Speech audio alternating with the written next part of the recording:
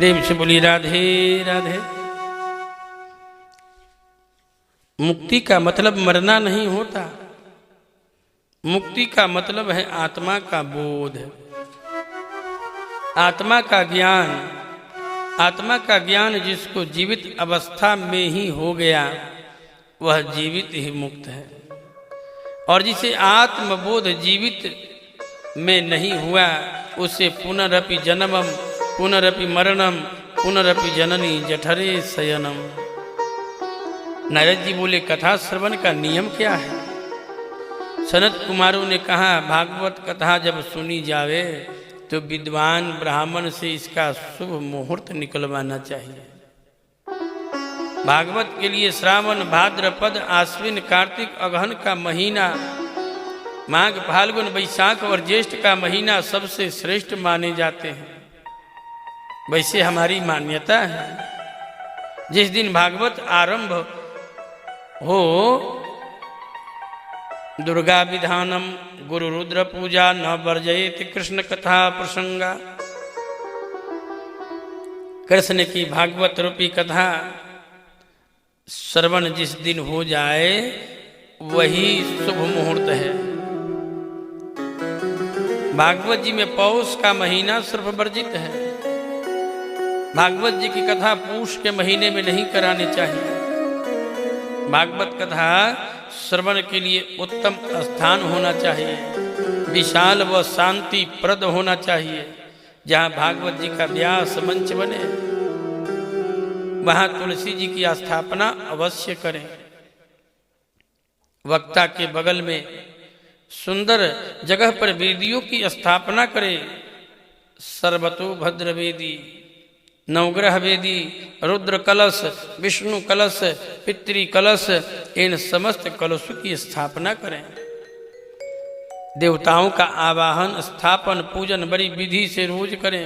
भव्य कलश यात्रा निकालें। व्यास जी के अलावा 5 ब्राह्मणों का वर्ण करें। वर्णम पंच विप्राना। क्यों? जो संस्कृत में श्रीमद् भागवत जी का मूल पाठ करें, द्वादशाक्षर मंत्र का जाप करे, गीता पाठ करे, विष्णु सहस्त्र नाम का पाठ करे, गायत्री मंत्र गणपति मंत्र का जाप करे और किसी को नींद न आ जावे अतः वक्ता की सहायता के लिए 5 ब्राह्मण हो जो कीर्तन करें और भागवत जी के श्लोकों को संगीत के साथ गावे। भागवत के श्लोक बड़े मधुर हैं, उन श्लोकों को संगीत के साथ गावे। भागवत का वक्ता विद्वान ब्राह्मण होना चाहिए, शास्त्रों का वेद वेदांत का ज्ञाता होना चाहिए, आचारशील हो, सदाचारी हो, संध्या वंदन गायत्री मंत्र जाप करने वाला हो। भागवत की कथा कहते समय पान सुपारी नहीं खानी चाहिए। कथा के समय मुंह में पान सुपारी खाना अपराध है। व्यास मंच पर बैठकर वक्ता को इधर उधर के फालतू प्रसंग नहीं कहने चाहिए। कोई दृष्टांत भी हो तो शास्त्र का ही हो। संसार की बातें ज्यादा वक्ता को नहीं करना चाहिए। प्रेम से बोलिए राधे राधे। और भी बहुत सारी बातें उन्होंने बताई। कथा में जितने भी उत्सव आवे, बामन जन्मोत्सव, राम जन्मोत्सव, कृष्ण जन्मोत्सव, सब उत्सवों को खूब श्रद्धा व उत्साह से मनावें। जितनी उदारता से इस ज्ञान यज्ञ में उत्सव मना सके मनावें। हम लोग तो ताली बजाने में कंजूसी कर जाते हैं। भागवत की कथा एक आसन पर पालथी लगाकर बैठकर सुननी चाहिए। भागवत को सुनते समय शरीर में कोई तकलीफ है तो कुर्सी पर बैठकर कथा सुनी जा सकती है। पलंग पर लेटकर भी कथा सुन सकते हैं, लेकिन शरीर में कोई व्याधि न हो तो सुखासन से बैठकर सुनने से ज्यादा फल होता है। लेकिन हाँ, भागवत महात्म्य में लिखा है आप चाहे जैसे बैठकर कथा सुन सकते हैं, लेकिन दोनों घुटने खड़े कर और दोनों हाथों को घुटने के आगे बांधकर बैठकर कथा नहीं सुननी चाहिए। क्यों? क्योंकि भागवत में लिखा है, मैं अपने मन से नहीं बोलता।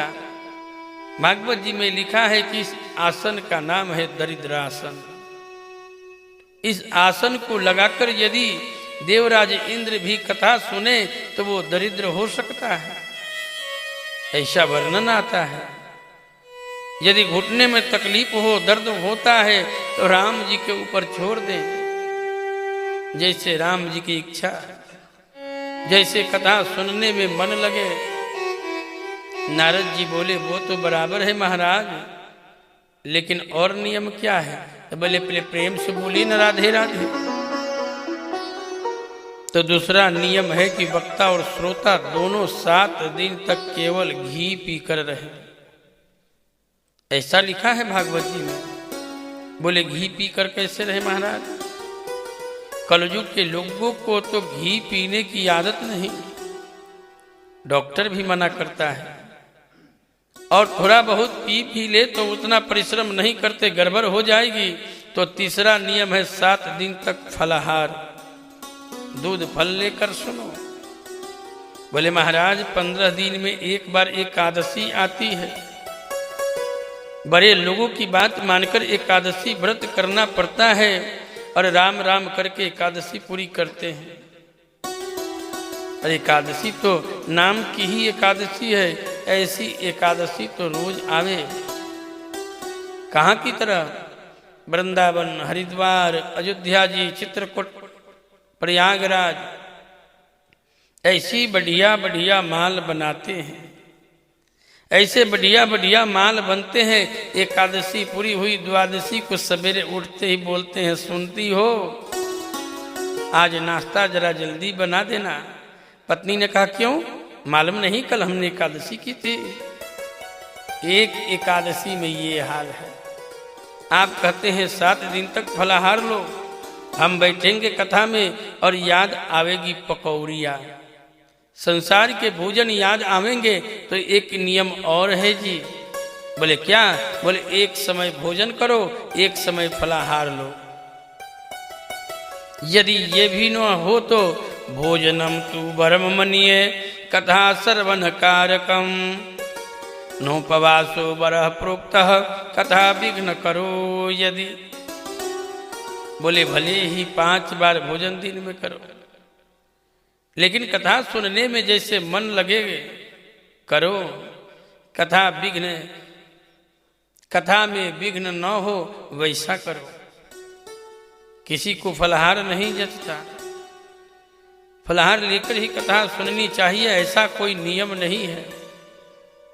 फलाहार तो इसलिए बताया है कि दोपहर के भोजन के बाद शाम की कथा में नींद नहीं आ जाए, आलस्य नहीं आए। प्रेम से बोलिए न राधे राधे। भागवत जी के वक्ता थे पूज्य डोंगरे जी महाराज। वो कभी फलाहार नहीं करते थे, वो भागवत दलिया खाकर सुनाते थे। दोनों समय दूध दलिया खाते थे। दलिया हल्का होता है, अन्न होता है। जब एकादशी आवे उस दिन अन्न खाना ही नहीं चाहिए। प्रेम से बोली राधे राधे। एकादशी के दिन घर में चावल नहीं बनाना चाहिए।